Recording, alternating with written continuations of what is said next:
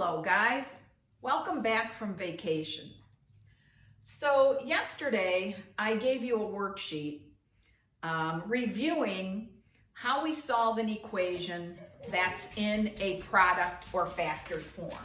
So if I have the equation x minus 3 times x plus 5 equals 0, we remember from the zero product rule that if A times B equals 0, then either A has to equal 0 or B has to equal 0. So in this situation right here, I have, this is my A times this is my B, and it's equaling 0. So we remember learning that in order to solve this, I just have to figure out what's going to make this 0 or this 0, because that's the only way you get a zero product. So x minus 3 will equal 0 if we add 3 to both sides when x equals 3. If x is 3, 3 minus 3 is 0. 0 times, this would be 8, would be 0. Then I have to figure out when x plus 5 equals 0. And if I subtract 5, I get x is equal to negative 5. All right, I got to go let my dog out. No barking at anybody.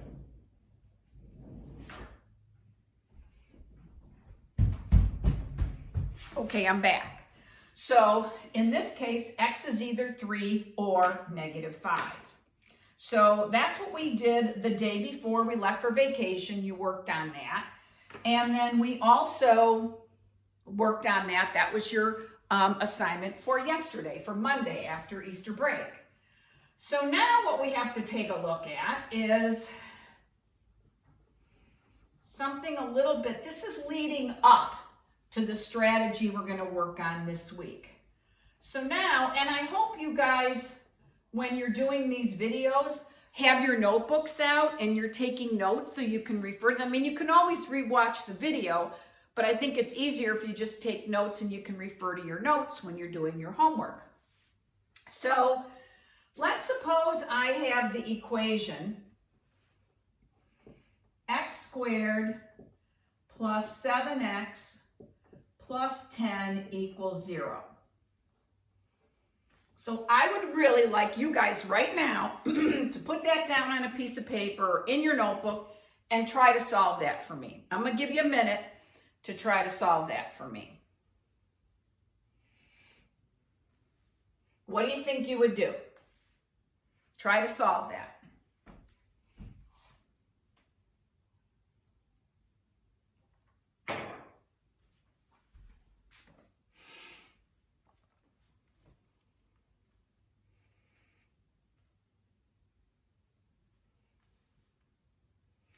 Have you gotten anywhere? Now, my guess is a lot of you may have said, well, I'm going to subtract 10 from both sides. And that's okay. I think that would be a logical thing to do. But now I don't know what to do here because I can't add an x squared and a 7x together. They're not like terms. So then sometimes kids say, well, then I would subtract a 7x from both sides. But that's not really helping me. Then some kids who are really thinking say, well, okay, what if we take the square root of both sides? But what would the square root of negative 7x, I mean, that's not going to help me. So that's struggle. I don't know quite how we can solve this with this x squared and an x in there. All right, so that's a challenge, and that's what we're going to learn how to do this week. But let's go back to what we were doing yesterday. If I gave you this,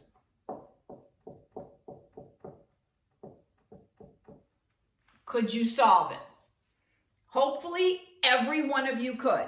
every one of you would say, well, since this is multiplication, the only way that's going to be 0 is if x plus 2 equals 0 or x plus 5 equals 0, which means x is negative 2 or x is negative 5. Okay? So we can do that, right? We got that. We're good with this. Now, here's the thing. Remember that equation I just gave you that you didn't know how to solve, that we struggled with? Let's FOIL this side out. X times x is x squared.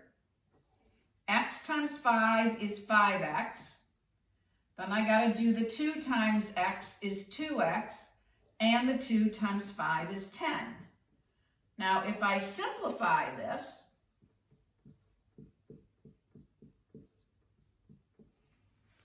this was exactly the equation that we just didn't know how to factor. But in this form, it's actually the exact same equation as this, which we knew how to factor or how to solve. We just had to set each factor equal to 0. You could do that in your head. What makes this 0? Negative 2. What makes that 0? Negative 5.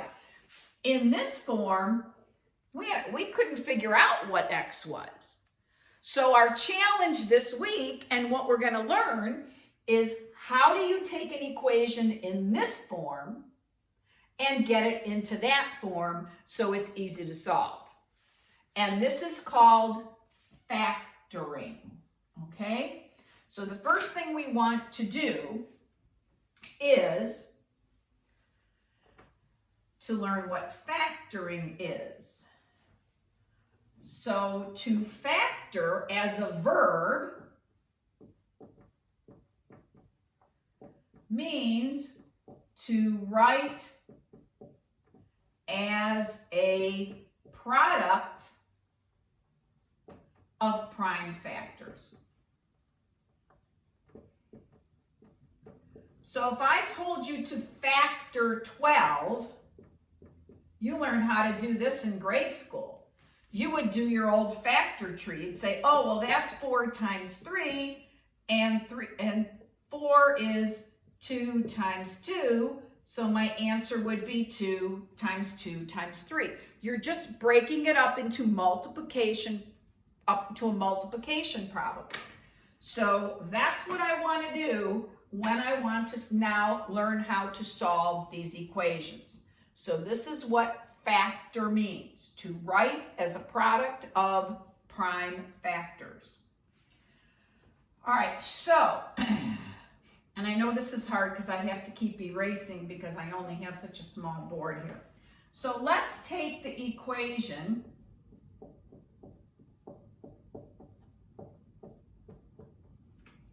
now again, our usual methodology for solving, subtracting 24 from both sides and trying to do something didn't get me anywhere because I had this x squared and this 11x, and I can't combine them together.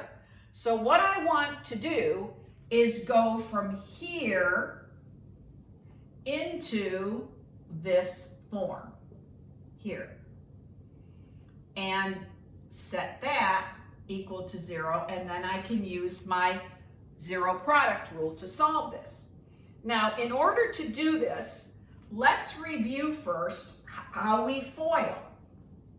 So if I have x plus 7 times x plus 4, when I FOIL, I'm going to get x squared from the firsts. That comes from my firsts. Can you see that? Okay, then I'm going to do the outers, which is going to give me 4x, but the inners is going to give me 7x. So I'm going to do that kind of at once and combine them and save a step. So the outers give me 4x, the inners give me 7x. So I'm going to add those together and I'm going to get 11x. And then the last give me plus 28 equals 0. Okay? So we got to remember that. The square term comes from the first. The x term comes from combining our outers and our inners, and that comes from the last. So now I have to try to take this and work backwards into a foiling problem. And this is why I call this trinomial reverse FOIL.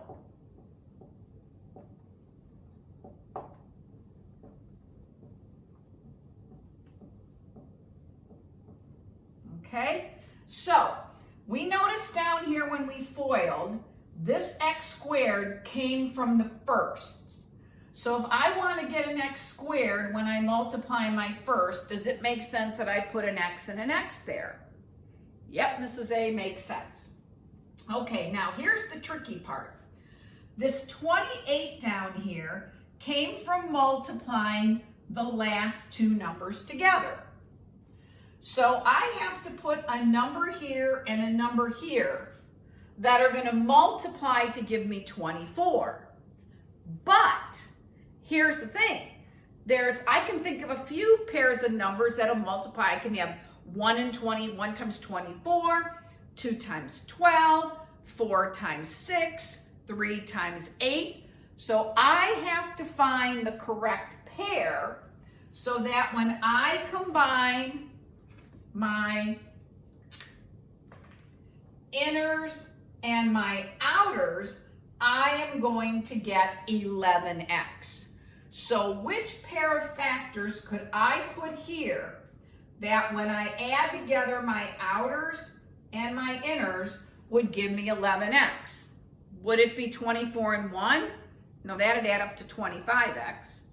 12 and 2 would add up to 14x. 6 and 4 would be 10, that's close. But if I do 8 and 3, then this will give me 8x, this will give me 3x, the x times x will give me my x squared, the 8x and the 3x will add together to give me 11x, and the 8 times 3, the last, will give me 24. So this comes from the first, the outers and inners added together, and the last. So let's do a couple more and see if you can kind of follow along with this. This is a challenging topic, and we're going to spend 4 days just on easy ones. Whoa, here. So we're going to practice, practice, practice. Okay, so what if I have x squared plus 9x plus 20 equals 0. And I want to solve this. Well, my first step is I have to get it into this factored form. So again, this is going to come from my first, this is going to come from my outers and inners, and this is going to come from my last. So I have to make sure that this is the answer I get when I multiply these two together. So clearly, if I want to get an x squared, I'm going to put an x and an x there. Now, if you remember, that's my first. That's going to give me this. Okay? Now, the numbers I put here and here are my last. These two have to multiply to give me 20. So you've got some choices. You can use 20 times 1, 10 times 2, or 4 times 5. But remember, the numbers you put here, when I combine the inners and the outers, they have to add up to 9x. So which pair do you think we're going to use if I want these numbers to multiply to give me 20 and add up to 9? Well, if you said 4 and 5, you're a smarty pants. And it doesn't matter if I put the 4 here or the 5 there right now. That does not matter. And then since all my signs are positive, that's going to be positive, positive. So now let's double check.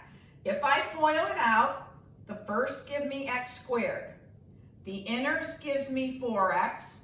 The outers gives me 5x. Those combined give me my 9x. And then the last give me 20. Now, if I actually wanted you to solve this, then we would say, all right, now if this is going to be 0, the only way this is going to happen is if x plus 4 equals 0. That means x is negative 4. Or if x plus 5 equals 0, so x is negative 5. Okay? Think we got that? Now, not all of these are going to be possible. So let me show you one that's not going to be possible here. What if I gave you this one?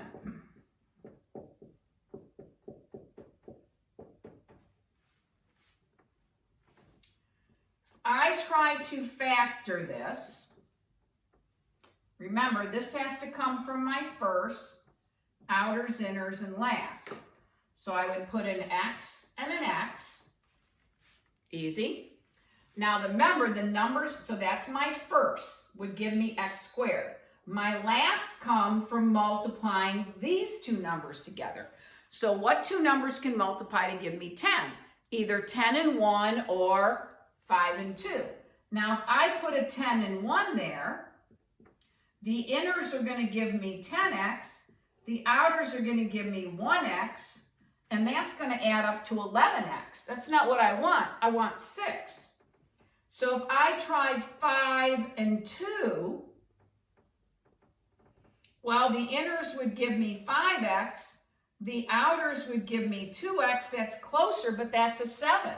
And since those are the only factors of 10, 10 and 1 and 5 and 2, I can't get a middle term of 6. So this one is not factorable.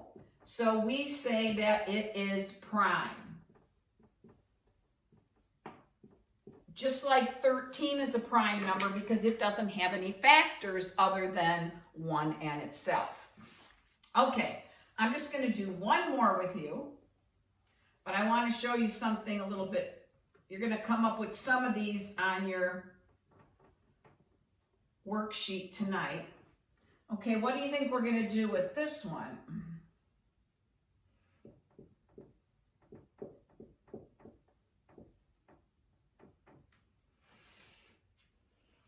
Okay, do you notice what's different about this one than the other 3 or 4 examples we just did? This is a minus sign here. Okay, that's what's different. But I'm still going to approach this the same way. I want to write this in factored form, so then I could use the zero product rule and solve this. Okay, so obviously this is coming from my first, so I got to get an x and an x so that I get an x squared. Now, I got to put numbers here that are going to multiply to give me 36. Now, because the 36 is positive, that means I either have to put 2 plus signs there, because a positive times a positive will give me a positive, or I have to put both negatives. Now, why do I need both negatives in this case? Because my middle term is negative. So that means when I combine these, I want to get a negative 13. So can you think of a pair of factors of 36, both negative, that would add up to negative 13? So let's see, what do we got? 6 and 6, well, that's 12. 12 and 3, that would be 15. 18 and 2, that's not going to be 13. How about 9 and 4? So the x times the x will give me my x squared. The negative 9 times the negative 4 will give me positive 36. When I go to do the inners, I'm going to get negative 9x. When I do the outers, I'm going to get negative 4x, and that will add up to give me my negative 13x. So in tonight's homework, every one of the problems you get is going to have that last number positive, which means you have to be either putting in 2 negatives or 2 positives. And you're going to determine that by this sign right here. If it's negative, both of those are negative, and this is positive, they're both going to be positive. So now on tonight's homework, you're not actually solving these. All you're doing is going this far. I'm not asking you now to say, okay, then that means x is equal to 9 or x is equal to 4. For tonight's homework, we are just practicing this part of getting this trinomial into two binomials there, okay? So you don't have to go any farther and solve it, because actually the problems on your homework aren't even equations. They're just expressions that I want you to write in factored form. Okay, I know this was a long video, but you're going to be okay, all right? And if you're struggling, then you definitely want to make sure that you pop in and that you're in on tomorrow's Zoom, because I'll be answering some questions, any questions on this in our Wednesday Zoom. All right, guys, see ya.